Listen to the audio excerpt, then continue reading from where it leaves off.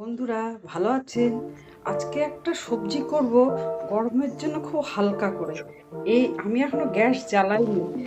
সর্ষের তেলও দিয়েছি, এই যে মুসুর ডাল 50 গ্রামের মতো রয়েছে, তেজপাতা, পাঁচ ফোড়ন দিয়েছি।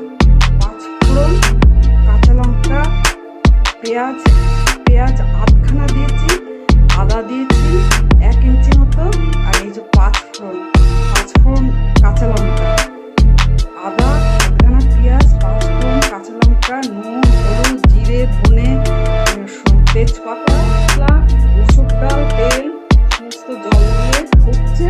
এর ভিতরে এবার দেবো, হিং দেবো, আর 1 পিস মতো গরম মশলা দেবো,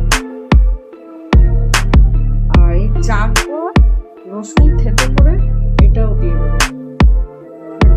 মশলা তেল ছেড়ে দিয়েছে, ওই যে ওপর থেকে তেল আসছে, এবার জলটা দিয়ে দেবো।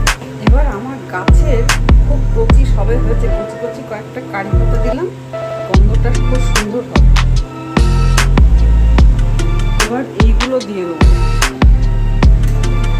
পটল, ইঁচড় আর আলু, ইঁচড়, পটল, আলু এগুলো দিয়ে দেবো। এবারে সিটি দেবো।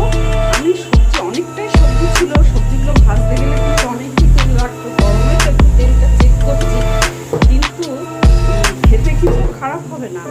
ওই মশলার জলের সঙ্গে সবজিটা সেদ্ধ সিটি করবে, একটা সিটি দেবো, একটা কি দুটো এরকম দেবো দেখি। আর মশলাটা তো আমি তেলে কষে নিয়েছি, যার জন্য খেতে কিন্তু খারাপ। একটু দিলাম আটা আর একটু জায়গায় দিচ্ছে। প্রেশার কুকার থেকে না দিয়ে